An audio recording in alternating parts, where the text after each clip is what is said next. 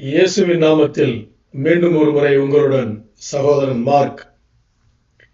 இன்று தேவன் நமக்கு கொடுத்த இந்த வாக்கிய பாகம் பரிசுத்த வேதாகமத்திலிருந்து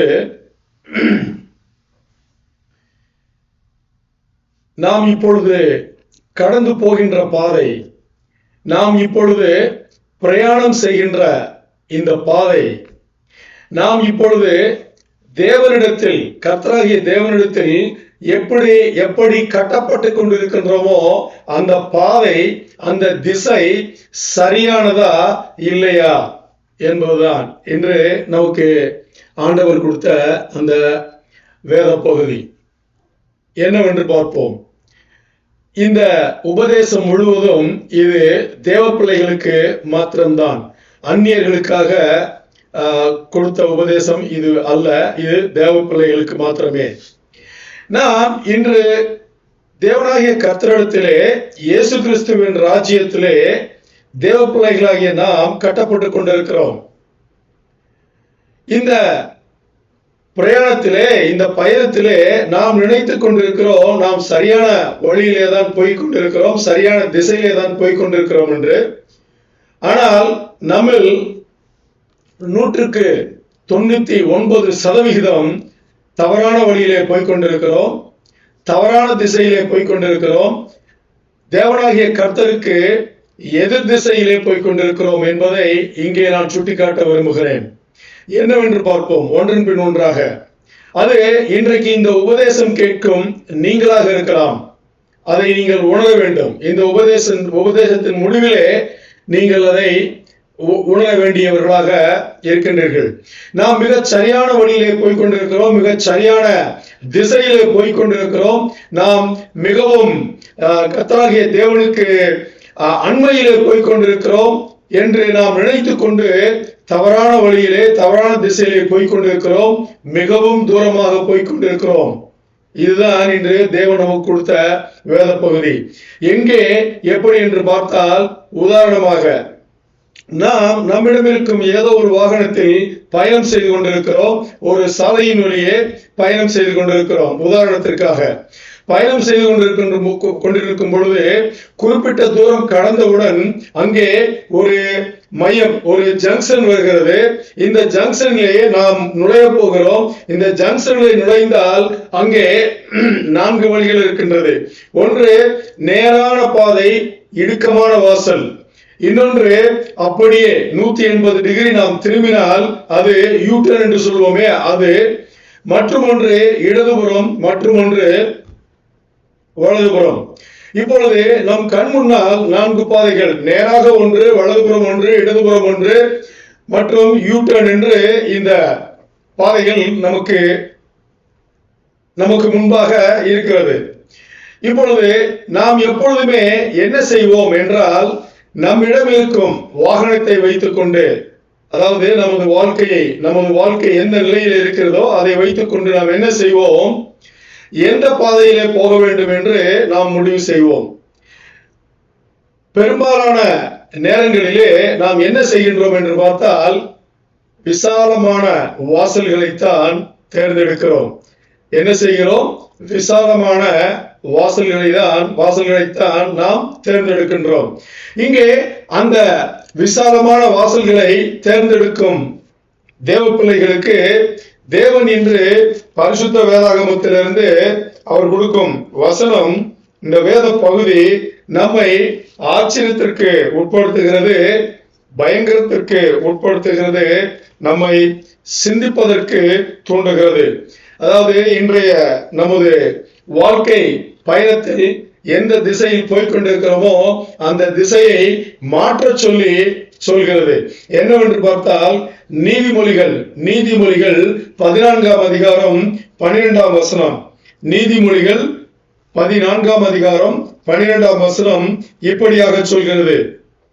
இந்த 12ஆம் வசனத்திலே நீதிமொழிகள் 14 12ஆம் வசனம்.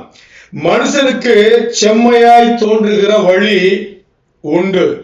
மனுஷனுக்கு செம்மையாய் தோன்றுகின்ற வழி உண்டு. அதன் முடிவோ மரண வழிகள். அதன் முடிவோ மரண வழிகள்.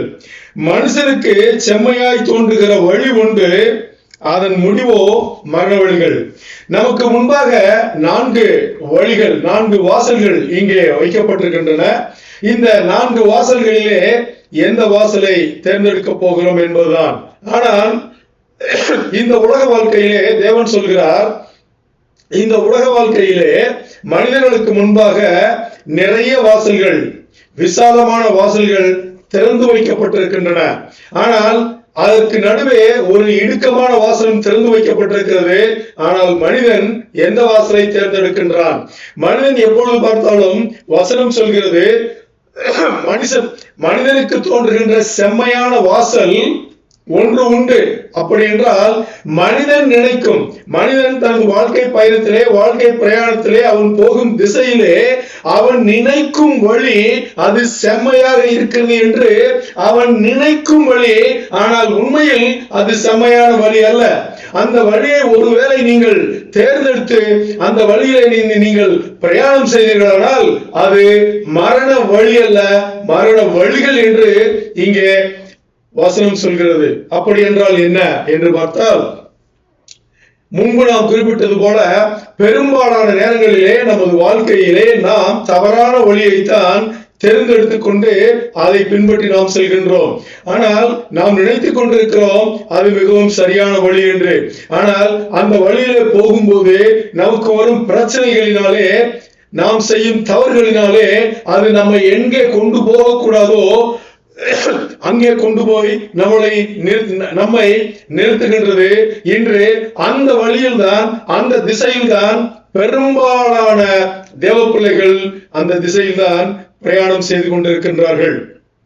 இங்கே எப்படி தெரிந்து கொள்வது? நாம் தவறான வழியிலே, தவறான திசையிலே தேவனுடைய ராஜ்யத்திலே கட்டப்பட்டு கொண்டிருக்கிறோம் அல்லது பிரயாணம் செய்து கொண்டிருக்கிறோம் என்பது எப்படி நமக்கு தெரியும் என்று பார்த்தால், நமக்கு நிறைய அடையாளங்கள் கொடுக்கப்பட்டிருக்கின்றது. எப்படி? நிறைய அடையாளங்கள். நாம் சரியான வழியிலே போய்கொண்டிருக்கிறோமானால் அது தவறான வழியிலே, தவறான திசையிலே, தேவனாகிய கர்த்தருக்கு எதிர் திசையிலே நாம் போய்கொண்டிருக்கிறோமா என்பதற்கான அடையாளங்கள் நிரம்ப கொடுக்கப்பட்டிருக்கின்றன. இந்த அடையாளங்கள் நீங்கள் நம்புகிறீர்களோ நம்புவதிலேயோ தெரியவில்லை.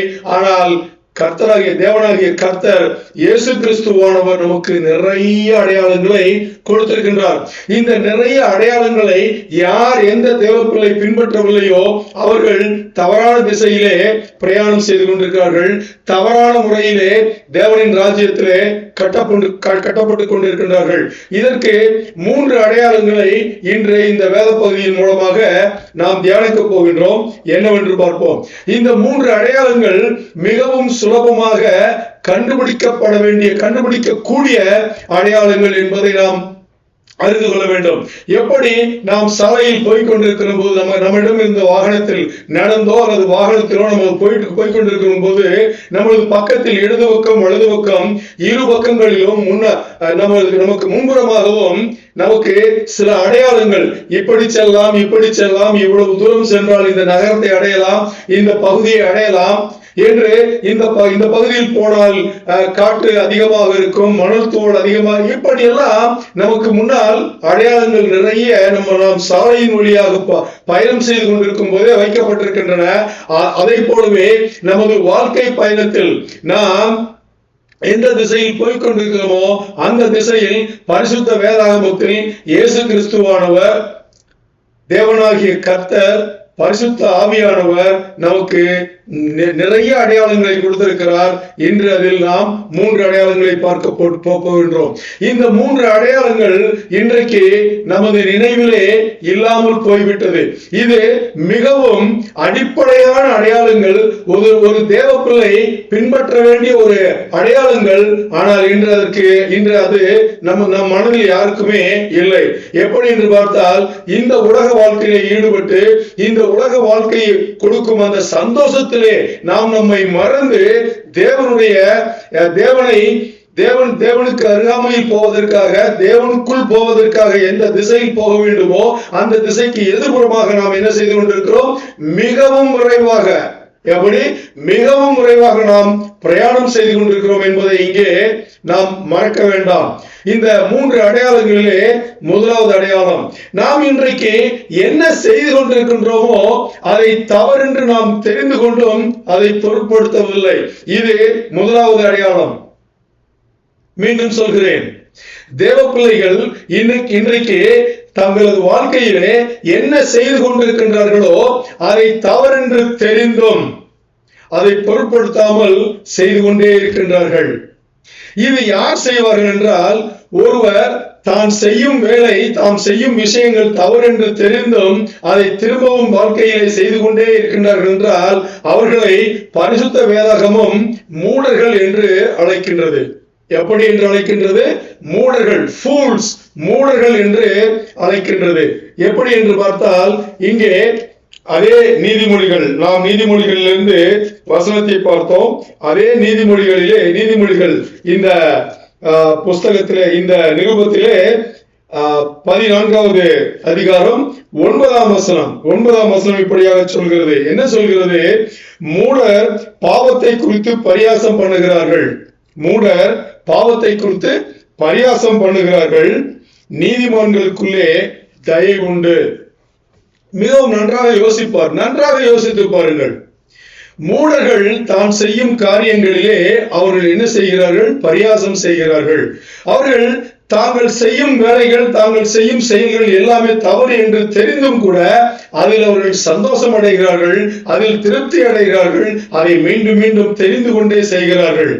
ஆனால் நீதிமான்கள் என்ன செய்வார்கள் என்று இங்கே சொல்லப்பட்டிருக்கிறது என்றால், நீதிமான்கள் எப்பொழுது, நீதிமான்கள் என்றால் யார் என்றால், இங்கே பரிசுத்த வேதாகமத்தின் பிரகாரம் பரிசுத்த ஆவியானவர்னாலே யார் நடத்தப்படுகின்றார்களோ இயேசு கிறிஸ்துவிடத்திலே அவர்கள் நீதிமான்கள். அந்த நீதிமான்கள் என்ன செய்வார்கள்?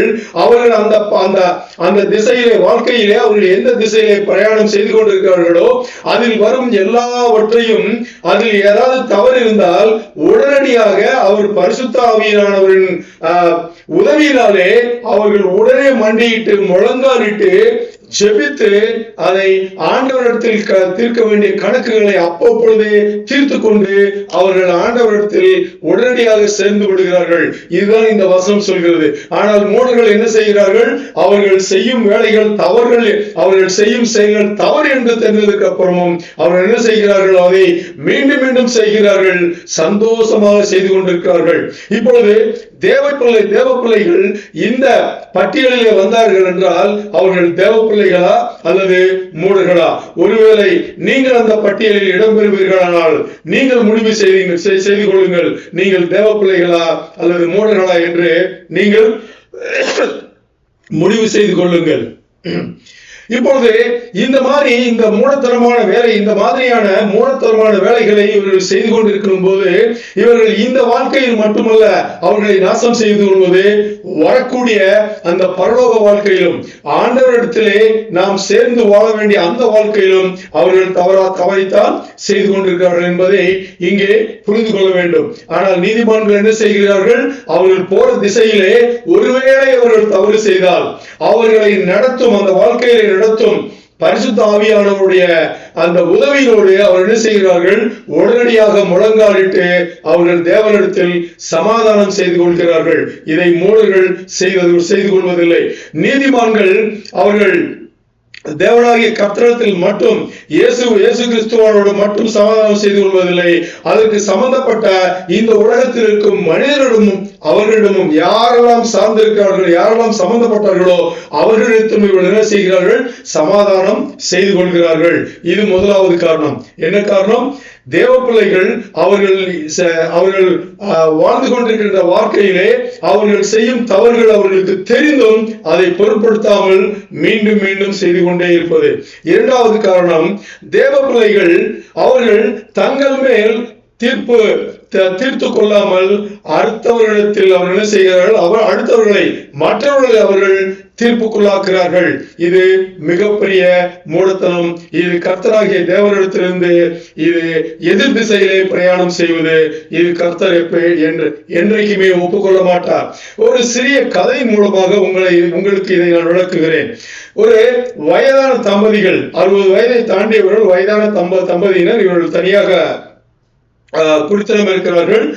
இவர்கள் இப்படி வாழ்ந்து கொண்டிருக்கிற போது இந்த வயதான பெரியவர் அவருடைய மருத்துவரை அவர் அணுகி அவர் ஒரு விஷயத்தை பகிர்ந்து கொள்கிறார். என்னவென்று பார்த்தால், அவர் சொல்கிறார் அந்த மருத்துவரிடம், எனது மனைவிக்கு 60 வயது தாண்டி விட்டது, ஆனால் காது கேட்கவில்லையோ என்ற சந்தேகம் எனக்கு வந்திருக்கிறது. ஏனென்றால் நான் எத்தனையோ முறை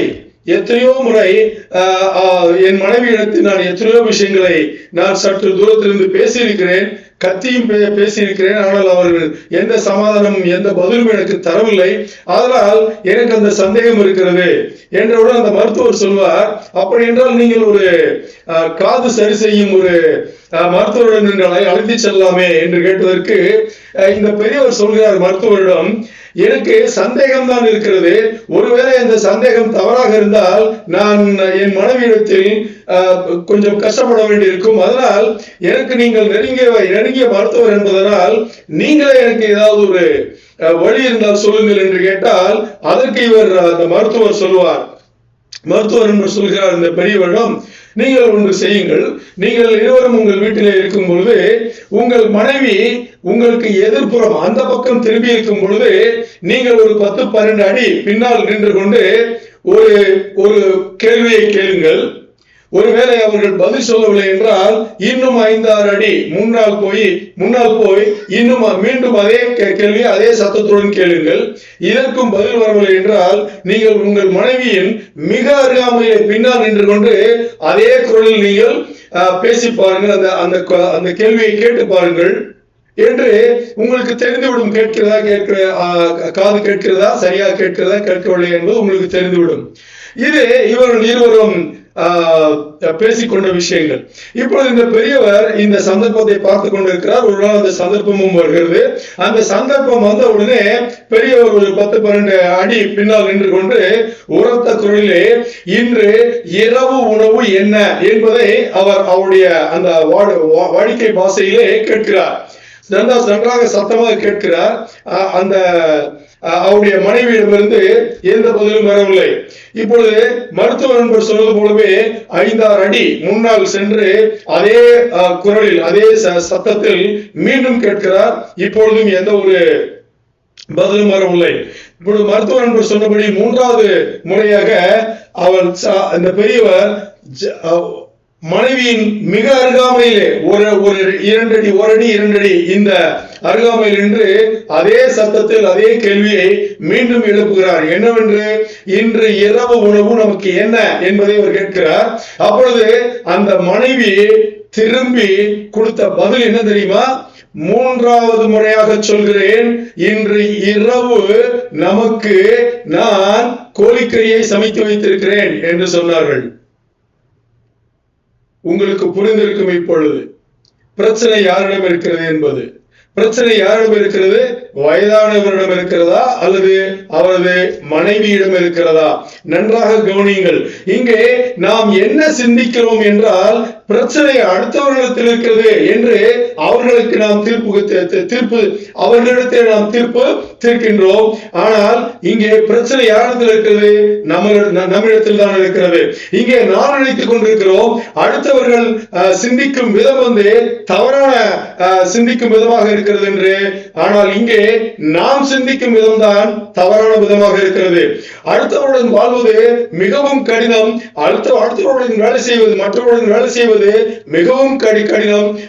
மற்றவருடன் பழகுவது மிகவும் கடினம் என்று நாம் நினைத்துக் கொண்டிருக்கிறவே ஒழிய அது நாம் தான் கடினமாக அடுத்தவர்களுக்கு இருக்கிறோம் என்பதை நாம் எப்பொழுதுமே உணர்வதில்லை. இங்கே உண்மை என்று பார்த்தால், நாம் அடுத்தவர்களின் மேல் மற்றவர்களின் மேல் தீர்ப்பு தீர்ப்பதை விட நாம் நமது எப்படி சொல்வது, நாம் நம்மை தீர்த்துக் கொள்ள வேண்டும். இதுதான் இங்கே முக்கியமான இரண்டாவது அடையாளத்திலே இது மிகவும் முக்கியம். அடுத்தவரிடத்தில் தவறு காண வேண்டாம். ஏனென்றால் உங்களுக்கு எல்லாம் தெரியும், இந்த வாக்கிய பாகம் மனப்பாடமாக உங்களுக்கு தெரியும். மத்தேயு 7ஆம் அதிகாரத்திலே 2, 3, 4, 5 வசனங்கள் ஒரு முறை படித்துவிட்டு நாம் அதனுடைய விளக்கத்திற்கு போகலாம். மத்தேயு 7:2 2வது வசனம், ஏனெனில் நீங்கள் மற்றவர்களை தீர்க்கிற தீர்ப்பின்படியே நீங்களும் தீர்க்கப்படுவீர்கள். நன்றாக கவனிங்கள். நீங்கள் மற்றவர்களுக்கு அளக்கிற அளவின்படியே உங்களுக்கும் அளக்கப்படும்.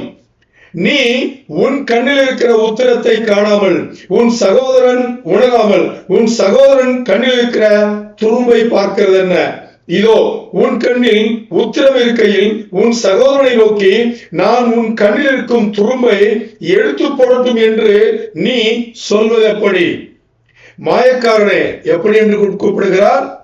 இயேசு கிறிஸ்துவானவர் கூப்பிடுகிறார், மாயக்காரனே, முன்பு உன் கண்ணில் இருக்கிற உத்தரத்தை எடுத்து போடு, பின்பு உன் சகோதரன் கண்ணில் இருக்கிற துரும்பை எடுத்து போட வகை பார்ப்பாய். மிகவும் ஆழமாக சிந்திக்க வேண்டிய இந்த வசனங்கள் மத்தேயு 7ஆம் அதிகாரம் 2-5 வசனங்கள் வரை மிகவும் ஆழமாக சிந்திக்க வேண்டிய, மிகவும் ஆழமாக தியானிக்க வேண்டிய வசனங்கள். நன்றாக யோசித்து பாருங்கள். இங்கே இந்த வசனங்கள் சொல்வது என்னவென்றால், நீங்கள் உங்களை பற்றி வருத்தப்படுங்கள், அடுத்தவரை பற்றி வருத்தப்பட வேண்டாம். நீங்கள் உங்கள் மேல் என்ன இருக்கிறது, நீங்கள் எதில் மாற்றத்தை கொண்டு வரலாம் என்பதை பற்றி நீங்கள் யோசியுங்கள். நீங்கள் மற்றவர்களை பற்றி யோசிக்க வேண்டாம் என்றுதான் இங்கே சொல்கிறது. இந்த வசனங்கள் நமக்கு சொல்கிறது. ஏனென்றால் உண்மை என்னவென்றால், நாம் நினைத்துக் கொண்டிருக்கிறோம் நான் மிக சரியாக இருக்கின்றேன், மற்றவர்கள் எல்லாருமே பிரச்சனையோடு அவர்கள் செய்யும் எல்லா விதத்திலுமே பிரச்சனையோடு அவர்கள் தவறான முறையை செய்து கொண்டிருக்கிறார்கள் என்று நம்ம நினைத்துக் கொண்டிருக்கின்றோம். ஆனால் உண்மையில் நாம் தான் தவறாக நினைத்துக் கொண்டிருக்கிறோம், நாம் தான் தவறாக செய்து கொண்டிருக்கிறோம், நாம் தான் தவறாக பழகி கொண்டிருக்கிறோம், நாம் தான் தவறாக வாழ்ந்து கொண்டிருக்கிறோம் என்பதை இங்கே சுட்டிக்காட்ட விரும்புகிறேன். ஏனென்றால் மனிதனின் சுபாவத்திலே நன்றாக கவனித்துக் கொள்ளுங்கள், வேண்டுமானால் குறிப்பெடுத்துக் கொள்ளுங்கள். மனிதனின் சுபாவம் எப்படி இருக்கிறது என்று பார்த்தால், நாம் மற்றவர்களின் மேல் தீர்ப்பு தீர்க்கும் போது அவர்கள் என்ன செய்தார்களோ அதை ஆதாரமாக வைத்துக் கொண்டு அவர்கள் மேல் நாம் தீர்ப்பு தீர்க்கின்றோம். ஆனால் அதே நாம் நம் மேல் தீர்ப்பு தீர்க்கும் போது நாம் என்ன செய்தோமோ அதன் மேல் தீர்ப்பு தீர்ப்பதில்லை, நாம் என்ன நினைத்தோமோ அதன் மேல் தீர்ப்பு தீர்க்கின்றோம். புரிந்தது என்று நம்புகிறேன். இருந்தாலும் மீண்டும் ஒரு முறை சொல்கிறேன், நாம் மற்றவர்கள் மேல் தீர்ப்பு தீர்க்கும் போது அவர்கள் எந்த செயல்களை செய்தார்களோ அந்த செயல்களின் மேலே குற்றத்தை கண்டுபிடித்து தீர்ப்பு தீர்க்கின்றோம். ஆனால் நாம் நம் மேல் தீர்ப்பு தீர்க்கும் போது நாம் அதை எப்படி தீர்க்கின்றோம்? நாம் என்ன செய்தோமோ அந்த செயல்களின் மேலே, நாம் தவறான செயல்கள் என்ற அந்த செயல்களின் மேலே நாம் தீர்ப்பு தீர்ப்பதில்லை. ஆனால் நாம் என்ன செய்கின்றோம்? நாம் அந்த செயல்கள் செய்யும் போது உள்ளே மனதில் என்ன வைத்துக் கொண்டிருக்கிறோமோ, எதை நினைத்துக் கொண்டு நாம் செய்தோமோ அதன் மேல் தீர்ப்பு தீர்த்துக் கொண்டிருக்கின்றோம். இது மிகப்பெரிய தவறு, இது மிகப்பெரிய தவறு. இங்கே இயேசு கிறிஸ்துவானவர் சொல்கிறார், மற்றவர்களின் மேல் தீர்ப்பு தீர்ப்பதை நிறுத்திவிட்டு உன்னுடைய வாழ்க்கையை பார், நீ உன் வாழ்க்கையிலே எந்த மாற்றத்தை கொண்டு வர வேண்டுமோ அதை பற்றி நீ நினைத்து பார் என்று இங்கே சொல்கிறார். இது இரண்டாவது காரணம். முதல் காரணம் என்ன? முதல் அடையாளம் என்ன? முதல் அடையாளம் தேவப்பிள்ளைகளாகிய நாம் செய்வது, நாம் வாழ்க்கையிலே போய்கொண்டிருக்கிற அந்த திசை, அந்த பாதை, அந்த பிரயாணம் தவறு என்று தெரிந்தும் திரும்ப திரும்ப செய்து கொண்டிருக்கிறோம், அதை பொருட்படுத்துவதில்லை. இரண்டாவதாக நாம் என்ன சொல்கிறோம்? நாம் அடுத்தவர்கள் மேலே, மற்றவர்கள் மேலே தீர்ப்பு தீர்க்கின்றோம். நாம் என்ன செய்ய வேண்டும்? முதலில் நம் மேலே நாம் செய்யும் தவறுகளை, நாம் செல்லும் தவறான பாதையை நாம் முதலிலே திருத்திக் கொள்ள வேண்டும். மூன்றாவது அடையாளமாக, இது மிகவும் மோசமான அடையாளம். இது தேவப்பிள்ளைகளாகிய நமக்கு யாரெல்லாம் நிஜமான ஆண்டவரை, உண்மையான ஆண்டவரை ரட்சணையை கொடுத்த இயேசு கிறிஸ்துவானவரிடம் நாம் அந்நியர்களை நடத்துவதில்லை. அவர்களுக்கு விளங்க சொல்லி சுவிசேஷம் சொல்லி நாம் என்ன செய்வதில்லை? இயேசு கிறிஸ்துவானவரிடம் நடத்துவதில்லை. இந்த ஒரு ஆர்வம் நமக்கு இருப்பதில்லை. நாம் தேவ பிள்ளைகள் என்று ஒரு கர்வமுடையவர்களாக நாம் ஜெபிக்க வேண்டும். என் குடும்பம் நன்றாக இருக்க வேண்டும், நான் அது செய்ய வேண்டும், இது செய்ய வேண்டும் என்று நாம் நம்மை சுற்றியே நமது குடும்பத்தை சுற்றி மாத்திரமே நாம் சோற்றை கட்டிக்கொண்டு என்ன செய்கிறோம்? தேவனிடத்தில் நன்றாகத்தானே இருக்கிறோம் என்று மிகவும் தவறான வழியிலே யோசித்துக் கொண்டு தவறான வழியிலே வாழ்ந்து கொண்டிருக்கிறோம். இங்கே நாம் ரட்சிப்பை அடைந்தவர்கள் என்றால், நமது குடும்பம் ரட்சிப்புக்கு வந்துவிட்டது என்றால், அடுத்து நமது முதல் வேலை அந்நியர்கள் யாரெல்லாம் நிஜமான தேவனை அறியவில்லையோ இதுவரைக்கும் அவர்களுக்கு சுவிசேஷம் சொல்லி அவர்களை ஆண்டவரிடத்தில் இயேசு கிறிஸ்துவிடத்தில் நடத்துவது. இந்த ஆர்வம் நமக்கு இல்லை என்றால் இது மிகப்பெரிய தவறு, மிகப்பெரிய இந்த தவறான ஒரு பாதை, தவறான திசையிலே நாம் போய்கொண்டிருக்கிறோம் என்பது இங்கே நாம் உணர வேண்டும். ஏனென்றால் இங்கே பரிசுத்த வேதாகமத்திலே பரிசேயர்கள் அப்படித்தான் இருந்தார்கள். பரிசேயர்கள் அப்படித்தான் வேத பாரகரும் பரிசேயர்களும் இப்படித்தான் இருந்தார்கள். எப்படி என்றால், அவர்கள் யாரெல்லாம் சுவிசேஷத்தை கேட்டு இயேசு கிறிஸ்துவிடத்தில் நடத்த வேண்டுமோ, இயேசு கிறிஸ்துவிடத்தில் அந்த போதனையை கேட்க யாரெல்லாம் வந்தார்களோ அவர்களை பார்த்து இயேசு கிறிஸ்துவானவர் அவர்களோடு இருக்கும் பொழுது, இவர்கள் பாவப்பட்டவர்கள், இவர்கள் தீண்டத்தகாதவர்கள், இவர்களோடு இயேசு கிறிஸ்து இருப்பது என்ன என்று அவரை ஒரு தரக்குறைவாக மரியாதையின்றி அவர்கள் பேசியதும் நடத்தியதையும் நாம் பரிசுத்த வேதாகமத்திலே பார்த்து கொண்டிருக்கிறோம். ஏனென்றால் பரிசேயர்கள் பரிசுத்த வேதாகமத்தை எப்படி பார்த்தார்கள் என்றால், ஆங்கிலத்திலே ஒரு வார்த்தை எனக்கு ஞாபகம் வருகிறது. அந்த வார்த்தை எக்ஸிஜெசிஸ் என்பார்கள்.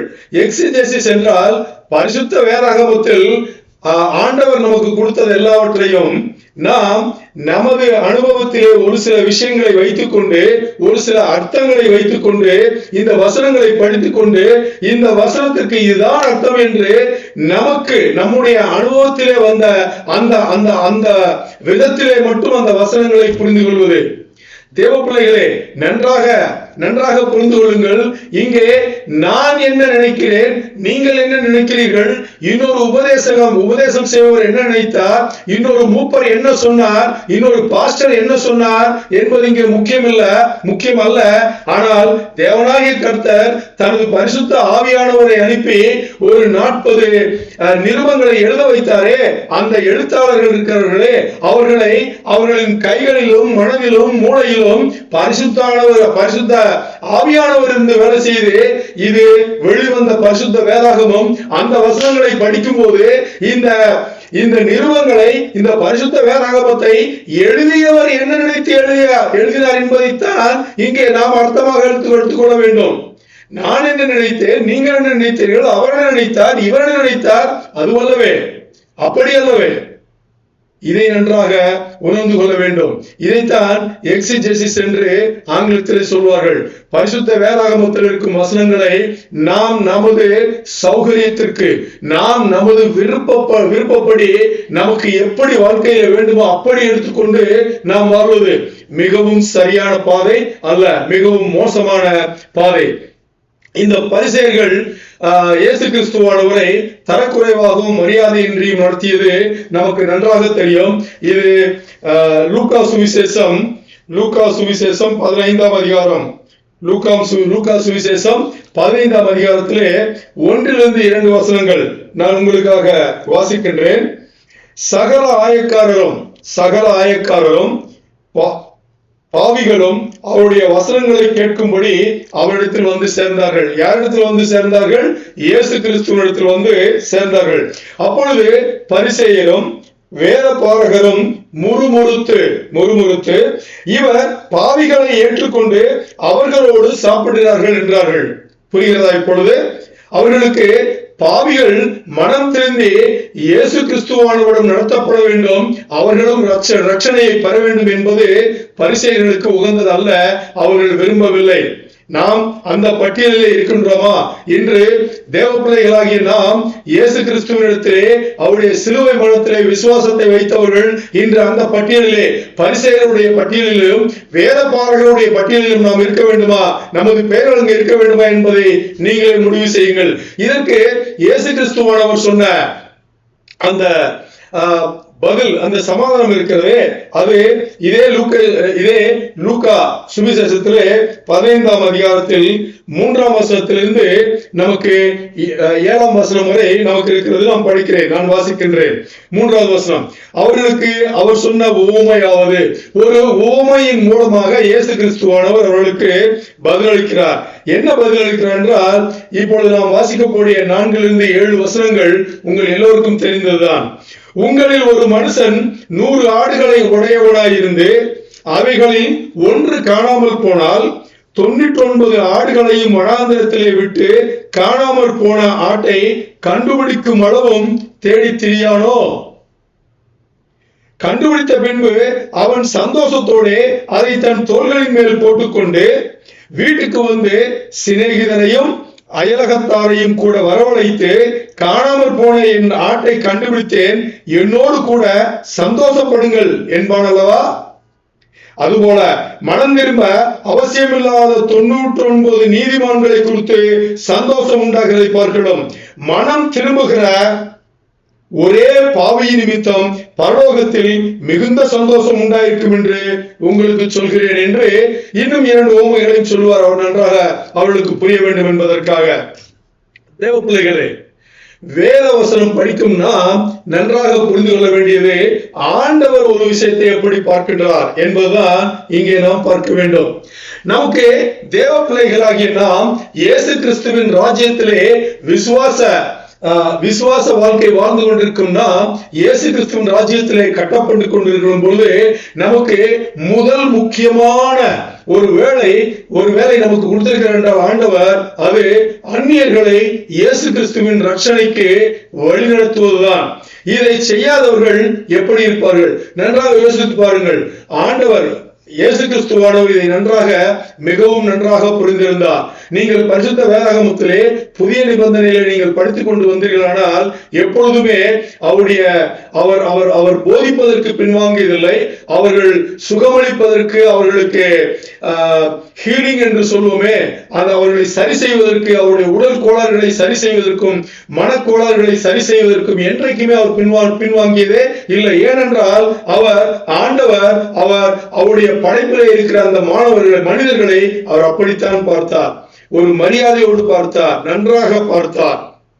அதனால் இன்றைக்கு உங்களுடைய வாழ்க்கையிலே நான் ஒரு உதாரணத்தை சொல்கிறேன், நன்றாக கேளுங்கள். நான் ஒரு கடைக்கு செல்கிறேன். அந்த கடையில எனக்கு தேவையான பொருள் ஒரு 1000 ரூபாய் நான் வைத்து பொருளை வாங்கினேன். அதற்கு அவர் ஒரு பில் தெரியும் இல்லையா, ரசீது கொடுத்தார். இந்த பில் என் கையில் இருக்கிறது. இப்பொழுது இந்த ரசீது இருக்கிறது. இந்த ரசீதை நான் கீழே தரையில போட்டு காலின் கீழே மிதித்து திரும்ப எடுத்தால் அந்த ரசீதின் விலை மதிப்பு எவ்வளவாக இருக்கும்? குறைந்திருக்குமா? இல்லை. ஏனென்றால் நான் முன்னமே அந்த ரசீதிற்கு பணத்தை செலுத்தி விட்டேன். இப்பொழுது இந்த ரசீதை நான் கீழே போட்டு காலிலே மிதித்து எடுத்தாலும் அந்த ரசீதின் மதிப்பு 1000 ரூபாய் தான். ஒருவேளை அந்த ரசீதை நான் 2ஆக கிழித்து திரும்பவும் ஒட்டி வைத்தால் அந்த ரசீதின் மதிப்பு குறைந்திருக்குமா அல்லது அதே 1000 ரூபாய் தானா? குறைந்திருக்காது, அதே 1000 ரூபாய் தான்.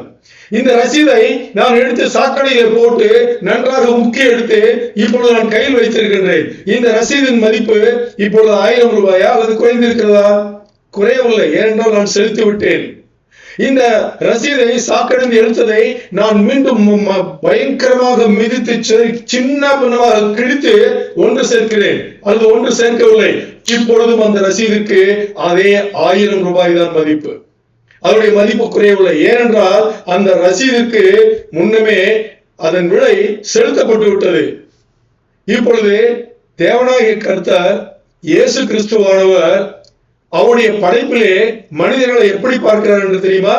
நீங்கள் ஒருமுறை இயேசு கிறிஸ்துவானவரை அவருடைய ஆண்டவராக சொந்த ரட்சகராக சொந்த தேவனாக ஏற்றுக்கொண்டதுக்கு அப்புறம் அதுக்கு என்ன பொருள் என்றால், சிலுவையிலே அவர் உங்களுக்காக நமக்காக அவர் செலுத்திய விலை அவரது விலை மதிப்பற்ற ரத்தம். உங்கள் எல்லோருக்கும் தெரியும். இப்பொழுது அவர் இந்த படைப்பிலே, அவருடைய படைப்பிலே எல்லா மனிதர்களுக்காகவும் இந்த படைப்பிற்காகவும் அவர் முன்னமே என்ன செய்து விட்டார்? 2000 வருடங்களுக்கு முன்னமே அவர் அந்த மதிப்பை, அந்த விலையை செலுத்தி விட்டார். எந்த விலையை செலுத்தி விட்டார்? நீங்கள் எந்த ஒரு சாத்தானின் பிடியிலிருந்து விடுதலை வேண்டுமோ, இந்த உலகத்தின் பிடியிலிருந்து, பாவப்பட்ட இந்த உலகத்தின் பிடியிலிருந்து, பாவப்பட்ட இந்த உலகத்தின் ஆசைகளிலிருந்து உங்களை விடுவிக்க வேண்டுமோ, அதற்கு அவர் 2000 வருடங்களுக்கு முன்னமே அந்த சிலுவையிலே அவர் விலை மதிக்க முடியாத ரத்தத்தை கொடுத்து நம்மை வாங்கி கொண்டார். இன்றைக்கு நாம் அதை புரிந்து கொள்ளாமல், தேவ பிள்ளைகளாகிய நாம் அதை புரிந்து கொள்ளாமல், இன்றைக்கு நாம் கீழே விழுந்தாலும், நசுக்கப்பட்டாலும், இருக்கப்பட்டாலும், முறிக்கப்பட்டாலும், குத்தப்பட்டாலும், குதறப்பட்டாலும், அசிங்கப்படுத்தப்பட்டாலும், நாம் ஒரு மாதிரியாக ஆகிவிட்டாலும், இந்த வாழ்க்கைக்கு நாம் உபயோகமே இல்லை என்று ஆகிவிட்டாலும், தேவனாகிய கர்த்தர் இயேசு கிறிஸ்துவானவர் இன்றைக்கும் உங்களை அவர் விலை மதிக்க முடியாத அந்த ரத்தத்தை சிலுவையிலே செலுத்தும் போது உங்களுக்கு எந்த மதிப்பை கொடுத்தாரோ அதே மதிப்போடுதான் இன்றைக்கும் நீங்கள் எவ்வளவு கஷ்டமான, எவ்வளவு பாவமான, எவ்வளவு அசிங்கமான வாழ்க்கை வாழ்ந்து கொண்டிருக்கிறார்கள், அவரிடத்திலிருந்து அவருக்கு எதிர் திசையிலே நீங்கள் பிரயாணம் செய்து கொண்டிருந்தாலும் இன்றைக்கும் அவர் இருகரம் கூப்பி, என் குழந்தாய், உன்னை நான் வாங்கி இருக்கிறேன், என் ரத்தத்தை கொடுத்து வாங்கி இருக்கிறேன், நீ இன்றைக்கு வந்தாலும் நீ என்னிடம் வரலாம் என்று இருகரம் கூப்பி வரவழைத்துக் கொண்டே இருக்கிறார். வர வேண்டும் என்று ஆசைப்பட்டுக் கொண்டே இருக்கிறார். ஆனால் நாம் என்ன செய்கிறோம்? நன்றாக யோசித்து பாருங்கள். இங்கே எங்களுடைய சபையிலிருந்து, கிங்டம் பிரீஸ்ட் மினிஸ்ட்ரிஸ், இந்த சபையிலிருந்து நாங்கள் செய்வது இரண்டு விஷயங்கள். ஒன்று, சபைக்கு வரும் எந்த ஒரு தேவ பிள்ளையாக இருந்தாலும், அவர்கள் அந்நியர்களாக இருந்தால், தேவ பிள்ளையாக இன்னும் மாறவில்லை என்றால், முதலில் அவர்களுக்காக செபித்து ஆண்டவரின் அனுமதியோடு அவர்களுக்கு என்ன செய்கிறோம்? பாப்திசம் கொடுத்து நாம் என்ன செய்கிறோம்? ஆண்டவரிடத்தில் நடத்துகிறோம். இரண்டாவதாக, அப்படி ஆண்டவரிடத்திலே நடத்தப்பட்ட எல்லா குழந்தைகளுக்கும், விசுவாசிகளுக்கும், இங்கே தேவனாகிய கர்த்தரிடத்திலும் இயேசு கிறிஸ்துவானவரிடத்திலும் இன்னும் விசுவாசத்தை அதிகரிக்கும் அளவுகளுக்கு பரிசுத்த வேதாகமத்திற்கு மிகவும் ஆழ்ந்த தியானங்களை எடுத்தவர்களுக்கு போதித்து அவருடைய விசுவாசத்தை அவர்களுக்கு இறுதி வரை கடைபிடிக்க வேண்டும், காப்பாற்றிக் கொள்ள வேண்டும் என்பதை எங்கள் சபையிலிருந்து நாங்கள் சொல்லிக் கொண்டிருக்கிறோம், போதித்துக் கொண்டிருக்கிறோம். ஆதலால் இந்த உபதேசத்தை கேட்ட இன்றைக்கு நீங்கள் யாரெல்லாம் கேட்டுக்கொண்டிருக்கிறீர்களோ, உங்களில் யாராவது அப்படி இருந்தீர்கள் என்றால், எப்படி 3 அடையாளங்கள் சொல்லியிருக்கிறோம். ஒன்று, முதலாவது அடையாளம், இன்றைக்கு தேவ பிள்ளைகளாகிய நாம் என்ன செய்து கொண்டிருக்கிறோமோ அதை தவறென்று தெரிந்தும் மீண்டும் மீண்டும் செய்கின்றோம், அதை பொருட்படுத்துவதில்லை. இரண்டாவது அடையாளம், நாம் நமது மேல் தீர்த்து கொள்ளாமல், நாம் நம்மை மாற்றிக் கொள்ளாமல் மற்றவர்கள் மேல் நாம் என்ன செய்கிறோம்? தீர்த்து கொண்டிருக்கிறோம். அடுத்தவர்கள் மேல் நாம் தீர்த்து கொண்டிருக்கிறோம். அது சரியல்ல. மூன்றாவது அடையாளமாக, நாம் தேவ பிள்ளைகளாக இருந்தால், உண்மையிலேயே தேவ பிள்ளைகளாக இருந்தால், இயேசு கிறிஸ்துவின் ராஜ்யத்திலே விசுவாசத்தின் மூலமாக நாம் கட்டப்படுவர்களாக இருந்தால், நாம் செய்ய வேண்டிய வேலை, அந்நியர்களை இயேசு கிறிஸ்துவின் ராஜ்யத்திலே நாம் என்ன செய்ய வேண்டும்? சுவிசேஷத்தை சொல்லி நடத்த வேண்டும். இந்த மூன்றுமே நாம் செய்யவில்லை என்றால் நாம் என்ன செய்து கொண்டிருக்கிறோம்? ஆண்டவராகிய இயேசு கிறிஸ்துவின் அருகில் போவதற்கு பதிலாக, அவருக்கு உள் போவதற்கு பதிலாக, அவருக்கு எதிர் திசையிலே நாம் பிரயாணம் செய்து கொண்டு இன்னும் நாம் என்ன செய்கிறோம்? விசாலமான பாதையை நாம் எடுத்துக்கொண்டு இடுக்கமான வாசலை நாம் விரும்புவதாக இல்லை. ஏனென்றால் ஆண்டவர் நமக்கு கொடுத்தது இடுக்கமான வாசல். ஆண்டவர் நமக்கு, தேவ பிள்ளைகளாகிய நமக்கு விசாலமான வாசலை கொடுக்கவில்லை. அவர் கொடுத்தது இடுக்கமான வாசல் தான். இந்த இடுக்கமான வாசல் என்பது, நன்றாக யோசித்து பாருங்கள், இந்த இடுக்கமான வாசலிலே போவது, பிரயாணம் செய்வது கொஞ்சம் கஷ்டமான வேலைதான். ஏனென்றால் சில ஒழுங்குமுறைகளை பின்பற்ற வேண்டும். வேதாகமத்தில் சொல்லப்பட்ட நிறைய கோட்பாடுகளை நாம் பின்பற்ற வேண்டியிருக்கும். ஒரு சில விஷயங்களை இந்த உலகத்திலிருந்து, உலக ஆசைகளிலிருந்து ஒதுங்க வேண்டியிருக்கும். இந்த உலகத்திலிருந்தே தேவைப்பட்டால் ஒதுங்க வேண்டியிருக்கும். அந்த சின்ன சின்ன ஆசைகள், சின்ன சின்ன அனுபவங்கள், நமக்கு நமது உடலுக்கு சம்பந்தப்பட்ட ஆசைகள், அந்த அனுபவங்கள் எல்லாமே நாம் மாற்றிக்கொள்ள வேண்டியிருக்கும். தேவனுக்காக, கர்த்தராகிய தேவனுக்காக நாம் வாழ வேண்டியிருக்கும். சற்று கடினமான வேலை என்று நாம் நினைத்துக் கொண்டு என்ன செய்கிறோம்?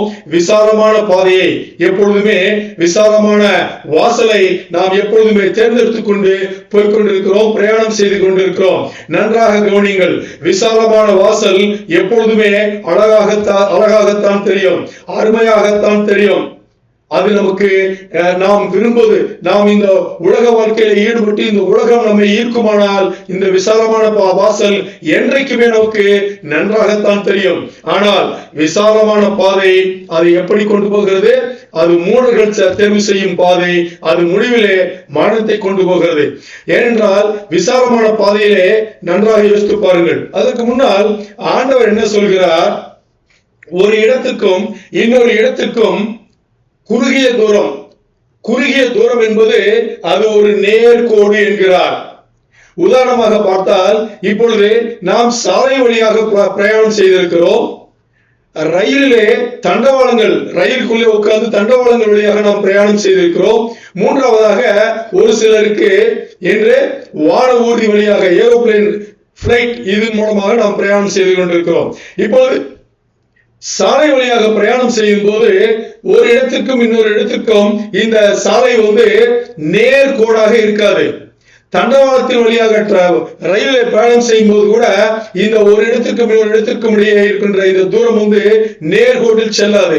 ஆனால் வான ஊர்தியில் செல்லும் போது, பிளைட்டில் செல்லும் போது அது நேர்கோடு. ஆண்டவர் என்ன சொல்கிறார்? இன்றைக்கு நீங்கள் எங்கே இருக்கின்றீர்களோ வாழ்க்கையிலே, நீங்கள் வரும் காலங்களில் எங்கே இருக்க வேண்டும் என்று நீங்கள் நினைக்கின்றீர்களோ, நன்றாக யோசித்து பாருங்கள். இன்றைக்கு நீங்கள் வாழ்க்கையில் எங்கே இருக்கின்றீர்களோ, வரும் காலங்களிலே நீங்கள் வாழ்க்கையிலே எங்கே இருக்க வேண்டும் என்று நீங்கள் யோசிக்கின்றீர்களோ, அதற்கு நேர்கோடு ஒன்றுதான் வழி, அதற்கு இடுக்கமான வாசல் ஒன்றுதான் வழி என்று சொல்கிறார். என்றால் குறுகிய தூரம் நேர்கோட்டில் தான் இருக்கின்றது என்று ஆண்டவர் சொல்கிறார். இன்றைக்கு நீங்கள் எங்கே இருக்கின்றீர்கள்? தேவ பிள்ளைகளாகிய நீங்கள், இன்றைக்கு தேவ பிள்ளைகளாகிய நாம் சரியான வழியில் போய்கொண்டிருக்கிறோம் என்று ஆண்டவருக்கு எதிர் திசையிலே மிகவும் விரைவாக போய்கொண்டிருக்கிறோம். பெரும்பாலான நேரங்களிலே நாம் ஆண்டவருக்கு எதிர் திசையிலே மிகவும் வேகமாக போய்கொண்டிருக்கிறோம் என்பது தெரியாமலே கூட போய்கொண்டிருக்கிறோம். மிகவும் வேதனையான விஷயம். சோ இன்றைக்கு இந்த வாழ்க்கையில இருக்கும்போது நாம் வருங்காலங்களில் எங்க இருக்க வேண்டும்? இயேசு கிறிஸ்துவின் உள்ளே இருக்க வேண்டும். இயேசு கிறிஸ்துவானவர் நாளைக்கு மேகமூட்டங்களிலே அவருடைய சபையை அவர் தூக்கி கொண்டு போகும்போது, அந்த தூக்கி கொண்டு போகக்கூடிய அந்த கும்பலிலே நாம் இருக்க வேண்டும். இன்றைக்கு இந்த வாழ்க்கை, நாளைக்கு அந்த வாழ்க்கைக்கு போக வேண்டும் என்றால் அதற்கு உகந்த வழி, அதற்கு சரியான வழி இடுக்கமான வாசல் என்று தேவனாகிய கர்த்தர் நமக்கு இங்கே சொல்கிறார். ஏனென்றால் இந்த விசாலமான வாசல் எங்கே கொண்டு போகிறது என்றால், இந்த விசாலமான வாசலிலே இப்படி ஒரு வழி, இப்படி ஒரு வழி, இப்படி ஒரு வழி, இப்படி ஒரு வழி, இப்படியாக நிறைய வழிகள் நமக்கு தெரிகிறது. நம்முடைய சரீரத்துக்கு, நம்முடைய உடம்புக்கு இந்த வழிகளிலே நாம் போகும்போது நிறைய விஷயங்களை செய்ய வேண்டியவர்களாக இருக்கிறோம். ஒரு மனிதனுடைய வாழ்க்கையை எடுத்து பார்த்தால், பிறந்ததிலிருந்து ஒன்றொன்றாக, பிறந்ததிலிருந்து நாம் பெற்றோரிடம் இருக்கிறோம். அப்பொழுது நாம் பள்ளிகளுக்கு சென்று கல்வி கற்கக்கூடியவர்களாக இருக்கிறோம். கல்வி கற்கும் போது இந்த கல்வியினாலே வரக்கூடிய பாருங்கள், இந்த கல்வி திட்டங்கள் இதெல்லாம் நம்மை போதிக்கும் போது வாழ்க்கையிலே இந்த உலக வாழ்க்கையிலே எப்படியெல்லாம் ஒருவர் உயர்ந்திருக்கிறாரோ அப்படியெல்லாம் உயர வேண்டும், நாமும் உயர வேண்டும் என்றுதான் இந்த கல்வி திட்டங்கள் நமக்கு கற்றுக் கொடுத்து கொண்டிருக்கிறது.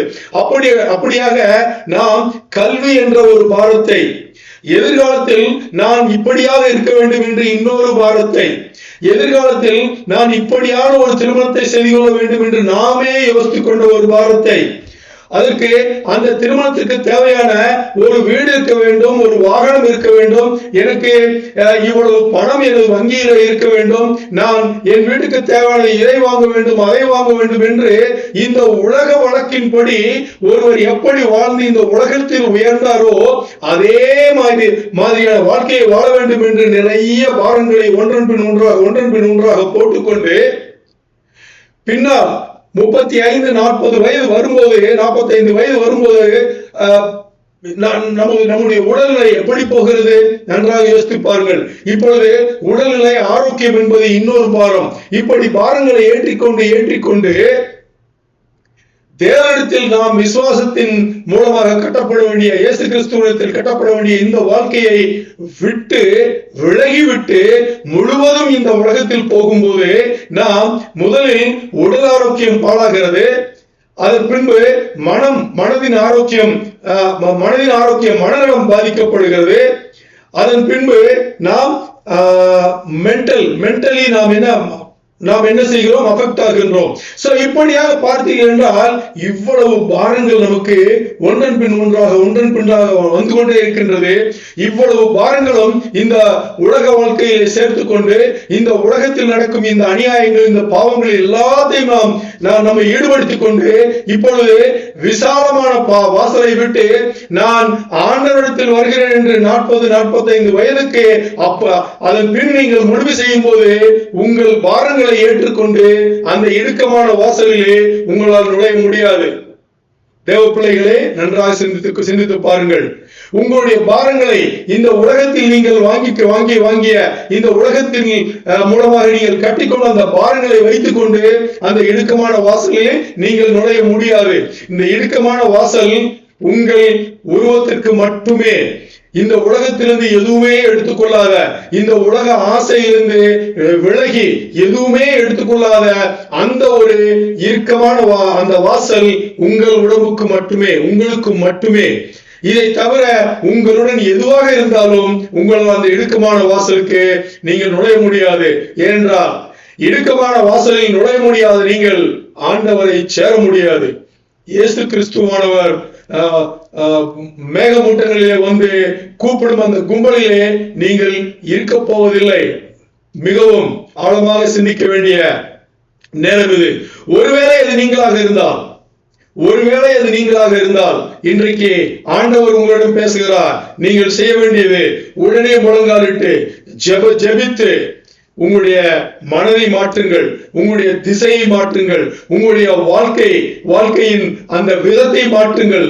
முற்றிலுமாக இந்த உலக வாழ்க்கையிலிருந்து, உலக வழக்குகளிலிருந்து, உலக வாழ்க்கையிலிருந்து, உலக ஆசைகளிலிருந்து நீங்கள் அப்படியே ஒரு யூட்டர்ன் எடுத்து நீங்கள் வர வேண்டியது தேவனாகிய கர்த்தரிடத்தில், இயேசு கிறிஸ்துவிடத்தில் நீங்கள் வர வேண்டும். அந்த இடுக்கமான வாசல் வழியாக நீங்கள் உள்ளே நுழைவதற்காக எல்லா முயற்சிகளையும் பரிசுத்த ஆவியானவரிடத்தில் நீங்கள் ஜெபித்தீர்களானால் அவர்கள் உங்களை நடத்தி கொண்டு ஆண்டவரிடத்தில் சேர்ப்பார், இயேசு கிறிஸ்துவிடத்தில் சேர்ப்பார். ஏனென்றால் அதை நீங்கள் செய்யவில்லை என்றால் நன்றாக கவனித்து பாருங்கள், உங்களுக்கு இன்னும் நிறைய வாய்ப்புகள் இருக்கிறது. நமக்கு நன்றாக தெரியும், நமது தேவனாகிய ஆண்டவர் இயேசு கிறிஸ்துவானவர் முதல் வாய்ப்பை இழந்துவிட்டால் இரண்டாவது வாய்ப்பை மட்டும் கொடுப்பவர் அல்ல, 1000 தடவை வாய்ப்பு கொடுப்பவர். ஆனால் நாம் அனைவரும் இன்று நமது வாழ்க்கையில எப்படி இருக்கிறோம் என்றால் நமக்கு லட்சங்கள் கோடிகளிலே ஆண்டவரிடத்தில் இருந்து வாய்ப்புகள் தேவைப்படுகிறது. நீங்கள் உங்களுடைய தினசரி வாழ்க்கையை நீங்கள் ஆலோசித்து நீங்கள் சற்றே சிந்தித்து பார்த்தீர்கள் என்றால் தினசரி வாழ்க்கையிலே ஒரு நாளைக்கு 100 முறை 1000 முறை நாம் தேவனிடத்திலிருந்து தூரமாக விலகி போய்கொண்டே இருக்கின்றோம். ஆனால் ஆண்டவர் இருகரம் கூப்பி கூப்பிடுகிறார். நீங்கள் எத்தனை முறை விழுந்தாலும், நீங்கள் எத்தனை முறை கசக்கி பிழைப்பட்டாலும், நீங்கள் உங்களை இந்த உலகத்திலே எத்தனை முறை நசுக்கி போட்டாலும், மிதித்து போட்டாலும், எப்படி செய்தாலும் இன்னும் நான் உங்களை இருகரம் கூப்பி வரவேற்றுக் கொண்டுதான் இருக்கின்றேன், என்னிடம் வாருங்கள் என்று இயேசு கிறிஸ்துவானவர் தேவனாகிய கர்த்தர் நம்மை அழைத்துக் கொண்டுதான் இருக்கின்றார். அதனால் ஆண்டவர் இன்று அவர் எப்படி பார்க்கிறார் என்றால் அவர் அவர் எப்பொழுது இயேசு கிறிஸ்துவானவர் சிலுவையிலே மரணிக்கும் பொழுது அவருடைய விலை மதிப்பில்லாத ரத்தத்தை அன்றைக்கு அவர் கொடுத்தாரோ அதன் மதிப்பு நமக்கு இன்று தெரியவில்லை. ஆனால் அவருக்கு தெரியும். அந்த மதிப்பின்படியே இன்றைக்கும் நாம் வாழ்க்கையிலே எந்த ஒரு சூழ்நிலை இருந்தாலும், எப்படி அழிக்கப்பட்டிருந்தாலும், எப்படி நாசமாக்கப்பட்டிருந்தாலும், அவர் இன்றைக்கும் இருகரம் கூப்பி, என் பிள்ளையே, என் குழந்தையே, என்னிடம் வா, நான் இருக்கிறேன் உனக்காக என்று எந்த ஒரு சூழ்நிலையிலும் அவர் இருகரம் கூப்பி உன்னை வரவழைத்துக் கொண்டே உன்னை வரவேற்றுக் கொண்டே இருக்கிறார். அவரிடம் போக வேண்டுமா? இல்லை, இன்னும் இந்த உலக வாழ்க்கையிலே எனக்கு நிறைய இருக்கிறது, சாதிக்க வேண்டியது என்று வாழ்க்கையை அழித்துக் கொண்டு இந்த உலகத்தில் இருக்கும் எல்லா பாரங்களையும் உண்மையில் போட்டுக்கொண்டு என்றோ ஒரு நாள் நீ மனம் திரும்பி அந்த இடுக்கமான வாசலுக்கு வர வேண்டும் என்று நீ நினைத்தாலும் உனக்கு பின்னால் இருக்கும் பாரம் அந்த வழியிலே நீ செல்ல முடியாமல் போய்விடுமே. அதற்கு என்ன செய்ய போகிறாய் தேவ பிள்ளையே? சிந்தித்து செயல்படுங்கள். முடிவு உங்கள் கையில். தேவனுக்கே மகிமை உண்டாகட்டும்.